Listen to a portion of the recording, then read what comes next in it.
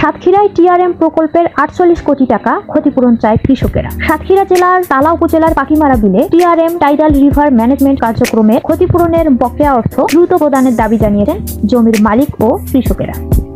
জানা যায়, কপোতাক্ষ অববাহিকার জলাবদ্ধতা নিরসনের লক্ষ্যে ২০১৫ সালের জুলাই থেকে ২০২১ সালের এপ্রিল পর্যন্ত টানা ৬ বছর পাখিমারা বিলে টিআরএম কার্যক্রম চালু ছিল। এ সময় ১৫৬২ একর জমিতে জোয়ার ভাটা চলার কারণে কৃষি জমিতে কোনো ফসল উৎপাদন সম্ভব হয়নি। সরকারের প্রতিশ্রুতি অনুযায়ী এ সময়ের ক্ষতিপূরণ দেওয়ার কথা থাকলেও জমির মালিকেরা মাত্র ২ বছরের ক্ষতিপূরণ পেয়েছেন।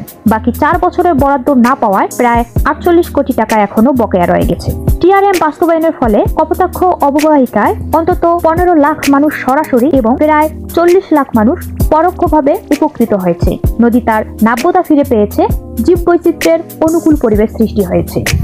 কিন্তু দীর্ঘ ৬ বছর ধরে কৃষি উৎপাদন বন্ধ থাকায় পাখিমারা বিলের মানুষ সীমাহীন ভোগান্তিতে পড়েছে।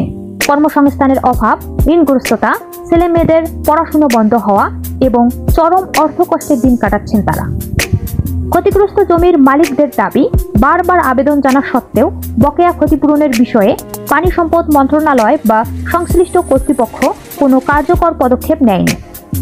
এর ফলে ক্ষতিপূরণ না পেয়ে টিআরএম বন্ধ হয়ে গেছে। কপোতাক্ষ নদ আবারও পলিতে ভরাট হয়ে নতুন করে জলাবদ্ধতার ঝুঁকিতে পড়েছে বিশাল এলাকা। একই সঙ্গে ক্ষতিপূরণের অনিশ্চয়তার কারণে স্থানীয়রা নতুন করে টিআরএম বাস্তবায়নেও অনাগ্রহী হয়ে পড়েছেন। এ অবস্থায় ক্ষতিপূরণের অর্থ সময় মতো না দিলে কপোতাক্ষ অববাহিকায় জলাবদ্ধতার তীব্রতা আরও বাড়বে এবং বিস্তীর্ণ অঞ্চল আবারও বসবাসের অনুপযোগী হয়ে পড়বে।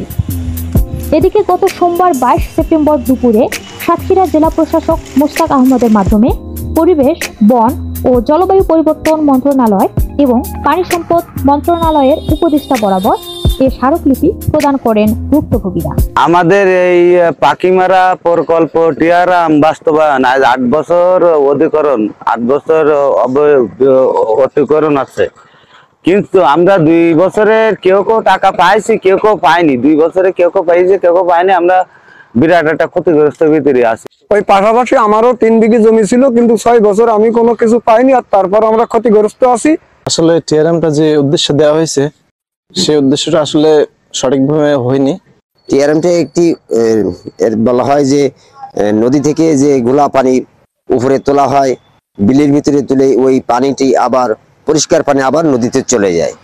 অর্থাৎ একটা বলা চলে যে নিম্ন যে নদীর জোয়ারের পানিতে একটি অঞ্চলকে প্লাবিত করা, আবার সেই পানিটি আবার নদীতে ফিরে যাওয়া এবং সেই বিল অঞ্চলটা পলি দ্বারা উঁচু হওয়া, এটাকে বলা হয় টিআরএম। এই টিআরএম যখন চালু হয়েছিল এই অঞ্চলে ব্যাপক ধান এবং মাছ হতো, কিন্তু এই টিআরএম চালু হওয়ার পর এই নিম্ন অঞ্চলটা অনেকটা উঁচু হয়। যা উঁচু হওয়ার ফলে যে পরিকল্পনা মাফিক টিআরএমটা চালু হয়েছিল সে পরিকল্পনা মাফিক সঠিকভাবে বাস্তবায়ন হয়নি, যার মূল কারণ ছিল যে আমরা জানি যে নদী বাঁচলে বাংলাদেশ বাঁচবে, নদী বাঁচানোর স্বার্থে এই টিআরএমটা চালু হয়েছিল, কিন্তু অপরিকল্পিত বেড়িবাঁধের কারণে যে পেরিফেরিয়াল বাঁধ সেটা পরিকল্পিত না হয় ভেঙে যাওয়ার কারণে এই প্রকল্পটি মুক্ত পড়ে। আর দীর্ঘদিন এই ৮ বছর টিআরএম হওয়ার ফলেও কিন্তু সঠিকভাবে জমির ন্যায্য ক্ষতিপূরণ দিতে দেয়নি, যার কারণ অচিরে টিআরএমটি বন্ধ হয়ে যায়।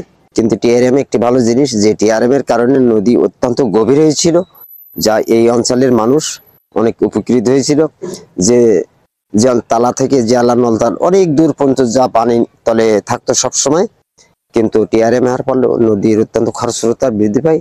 নদীর গতিতেই টিআরএম স্রোতের গতিতে সে নদীর অত্যন্ত গভীরতা পায়। কিন্তু টিআরএম একটি ভালো জিনিস, কিন্তু দেখা যাচ্ছে যে অপরিকল্পিতর কারণে পাখিমারা টিআরএমটি বন্ধ হয়ে যায়।